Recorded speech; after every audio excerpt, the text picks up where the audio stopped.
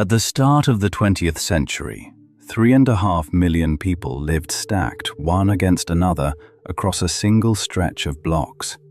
In fact, a handful of blocks on the Lower East Side held more people per square mile than any other patch of ground anywhere on Earth.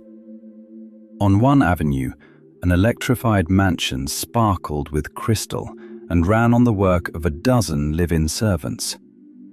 2 streetcar stops away, 5 people shared one windowless bedroom, and a single cold water sink served the whole building. That was New York City in 1900, 2 years after its 5 boroughs had been fused into one city government, and it stood as the most extreme urban experiment the world had yet seen. What follows is a reconstruction, built with artificial intelligence from census records, sanitary reports, photographs, and first-hand accounts of the time. The city itself had barely become a city at all. On the 1st of January 1898, Manhattan, the Bronx, Brooklyn, Queens, and Staten Island were joined under one charter, creating overnight the second largest urban population on the planet, behind only London. By the federal census of 1900, the new city held roughly 3,400,000 people, and more than 1.5 million of them were packed onto the long, narrow strip of Manhattan alone. Steam-powered elevated trains clattered along 2nd, 3rd, 6th, and 9th Avenues on iron viaducts that cast the streets below into shadow. Converting these lines to electric power had only just begun and would not finish until around 1904. Underneath Broadway, workers had broken ground in March of 1900 on the first underground tunnel of the Interborough Rapid Transit Company, though it would not carry passengers until October of 1904. Along Broadway itself, electric arc lamps had started to trace the outlines of the theatre district, a stretch that a newspaper headline would nickname 2 years later. The new city took in immigrants faster than any city before it ever had. The federal immigration station on Ellis Island reopened in new, fireproof brick buildings in December of 1900 and processed close to 2,000 new arrivals on an average working day, most of them from southern Italy, from the Russian Empire and Austrian Galicia, from Ireland, and from lands under Habsburg rule. Most of these newcomers settled no farther than a short walk from the East River piers, and there they entered the world of the tenement. The tenement was the ordinary home of New York's working class. More than 2 out of every 3 New Yorkers lived in one. A typical building was a narrow brick structure of 5 or 6 stories, about 25 feet wide and 90 feet deep, built on a lot originally meant for one private rowhouse and now crammed with as many as 20 or 24 separate apartments. Inside, apartments followed the so-called railroad flat plan. 3 or 4 small rooms lined up one after another, with no hallway between them, opening straight into each other like train cars. Only the room facing the street and the room facing the back had a window to the outside. The rooms between them were sealed off, lit during the day by whatever faint light crept in from the neighboring room, and at night by a kerosene lamp or a single gas jet fixed to the wall. The Tenement House Act of 1879, known as the Old Law, had tried to fix the worst of this airlessness. It required a window to open air in every room people lived in, and it capped new buildings at 65% of the lot. The unplanned result was the dumbbell tenement, a design that had won a magazine competition in 1878 and then dominated working-class construction for the next 20 years. By pinching in the walls at the middle of each side, the building created a narrow air shaft between itself and its neighbor, which technically satisfied the law's demand for an outside window. In reality, This shaft was little more than a dark, narrow chimney a few feet across, where tenants dumped their trash, where fire could leap from floor to floor, and where voices and private conversations carried freely between strangers. Almost no real light ever reached the inner rooms. Inside one of these buildings, on any given morning in 1900, the household was already working before sunrise. One cold water tap in the kitchen supplied the whole apartment. Anything beyond drinking meant heating water on the stove. That stove, a cast iron range fed by coal hauled up 4 or 5 flights from a cellar bin, was the only real source of heat in winter, and the only place to cook for a household of up to 10 people. Next to it stood a wooden icebox, an insulated chest holding a block of ice cut from upstate lakes the winter before and kept packed in sawdust, delivered by an iceman who climbed the stairs daily through the warm months. The toilet was never inside the apartment. In older buildings, it sat in the backyard, a row of wooden outhouses shared by 4 families or more. In the dumbbell buildings, it usually moved indoors to the stair landing, one flush toilet serving everyone on that floor. There was no bathtub anywhere. Bathing meant heating water on the stove, pouring it into a metal washtub set on the kitchen floor, and the family taking turns in it from oldest to youngest, often in the same water. Laundry was the week's heaviest chore. Sheets and shirts were boiled in a metal tub on the stove with soap and washing soda, scrubbed on a corrugated washboard, rinsed in cold water from that same single tap, wrung out by hand, and carried up through a trapdoor to the tar roof. On clear days, the rooftops of the Lower East Side turned into one unbroken field of drying laundry, strung on lines running from chimney to chimney. On the fire escapes bolted to every building front, mattresses aired out, pickles sat in stone crocks, and small children were tied with cord so they wouldn't fall over the rail. The pace of daily life was set by the garment trade and factory work. Around Hester, Orchard, Essex, and Norfolk streets, 250,000 Jewish immigrants from the Russian Pale and from Galicia worked in small contract shops in the needle trades, finishing trousers and shirtwaists for a few cents apiece. Men and women left home before 7 in the morning carrying a tin pail with their midday meal, usually bread with cheese or smoked herring, and an apple or a pickle. Breakfast was bread and coffee, with milk for the children when the milkman had made his rounds. The main meal came late in the evening after the shops closed, eaten at a kitchen table that also served as a cutting board, an ironing board, and, at night, a bed for a boarder. Several generations crowded around that table, often alongside a paying lodger, a single man new to the city who rented sleeping space in the front room and whose rent money was often what made the household's own rent possible. Rent in 1900 ran between $10 and $15 a month for 3 rooms on the Lower East Side, close to a third of the income of a garment worker lucky enough to have steady work. Most did not.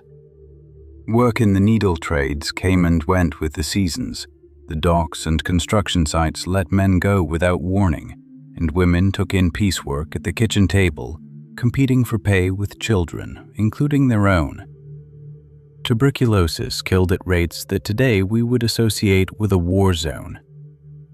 The journalist Jacob Riis, a Danish immigrant who had become a police reporter, had spent more than 10 years documenting these streets. In 1890, using magnesium flash powder so unstable it once set his own clothes on fire, he produced the book How the Other Half Lives, whose photographs gave New York's comfortable classes their first real look inside the tenements. The book reached the desk of Theodore Roosevelt, then the city's police commissioner, and the 2 men walked the worst streets together at night. A short ride on the elevated train was enough to land in a completely different city without ever leaving the island. On the brownstone blocks of the west side above 59th Street, on the older rowhouse streets of Greenwich Village, and across the East River in Brooklyn Heights, Park Slope, and Clinton Hill, the middle class lived in narrow, four-story houses of brick or stone, 3 windows wide, set side by side along tree-lined streets. The brownstone itself, faced in a soft, chocolate-colored sandstone quarried from the Connecticut River Valley, had been New York's favorite mark of respectability since the 1840s. On the older streets near Washington Square, these houses were already 50 years old, and the soft stone of their front steps had begun to flake away with weathering. Inside one of these houses, the layout assumed a full live-in household staff. A tall stoop led up from the sidewalk into an entrance hall running the length of the parlor floor. The 2 front rooms on that floor, divided by sliding wooden doors, formed the formal reception space. A front parlor for receiving guests, a back parlor for the family, and the 2 thrown open together for evening gatherings. The ceilings rose 12 feet or higher, decorated with plaster molding from which gas chandeliers hung, their brass arms ending in glass globes burning coal gas piped in from the city works. Though in wealthier houses, electric wiring had already begun to be quietly run into the existing fixtures. The second floor held the master bedroom and the family bathroom, still a real novelty in 1900.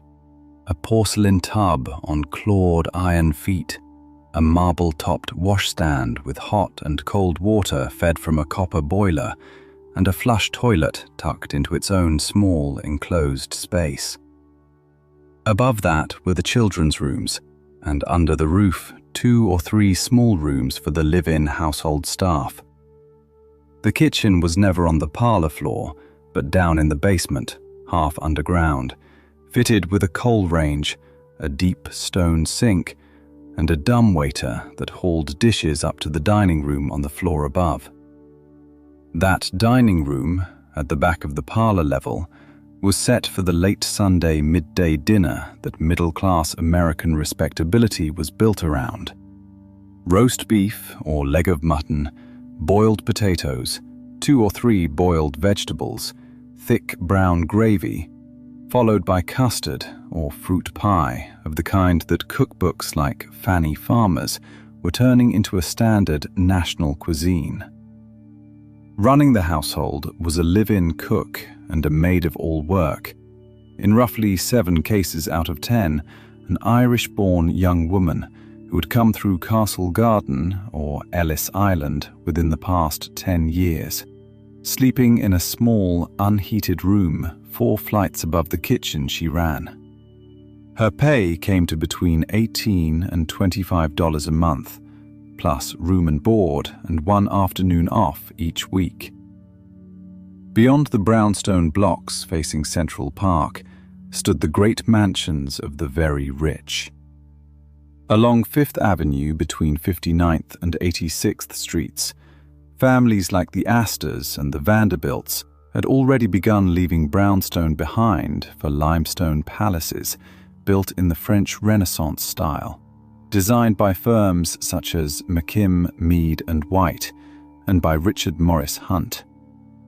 These homes were among the very first private residences in the city to be fully wired for electric light right from construction. Telephones hung in the butler's pantry, and speaking tubes linked the nursery to the kitchen.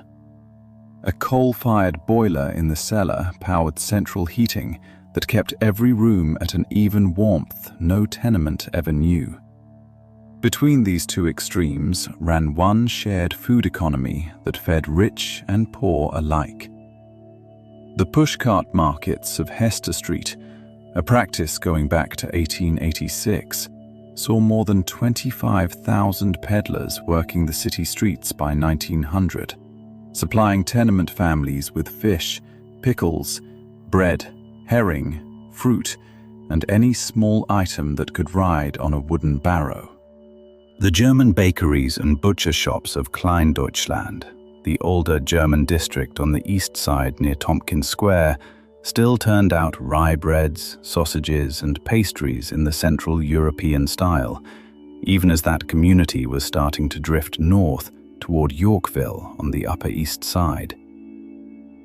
Oyster cellars along Canal Street and the Bowery, known by the red muslin balloons glowing with candlelight at street level, still served plates of oysters pulled from the lower Hudson and Long Island Sound, 6 cents for as many as a hungry man could eat. That trade was already fading as pollution shut down harbor beds. Yet in 1900, New York was still drawing roughly 1 billion oysters a year from its waters. Along the new commercial streets of Lower Manhattan, a fresh kind of business had begun feeding the crowds of office clerks spilling out of insurance and banking firms at midday.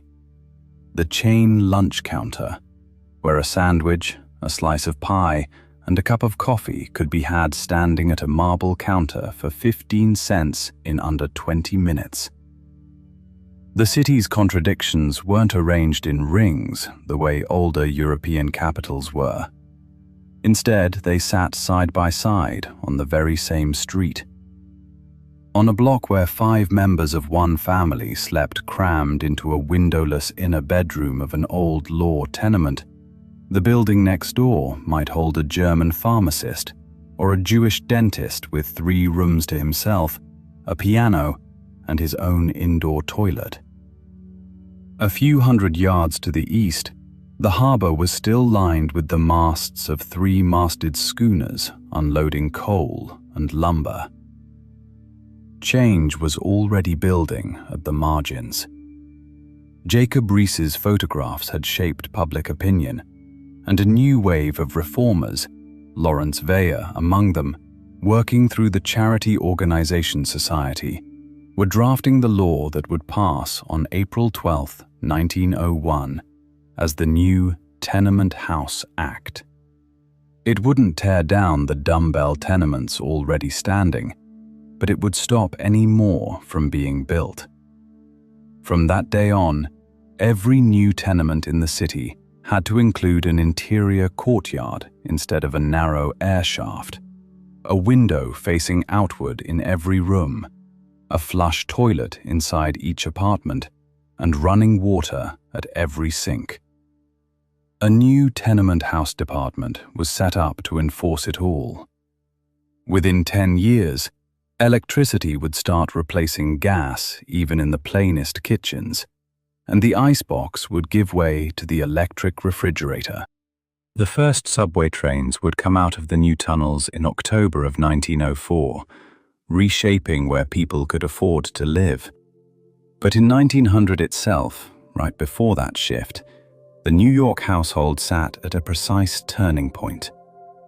The long 19th century, with its coal stoves and gas jets, its ice blocks and wash tubs, its live-in maids and boarders, its air shafts and brownstone parlors, was still the everyday reality in every kitchen on the island. The modern American home, with a private bathroom, electric light, mechanical refrigeration, and a single nuclear family behind a closed apartment door, existed so far only in the minds of reformers and the architects behind the new law. The world about to be replaced was still very much alive, still cooking breakfast on coal stoves, still hauling water bucket by bucket up 5 flights of stairs, in the long, narrow, crowded, resourceful, and altogether unprecedented city New York had only just become.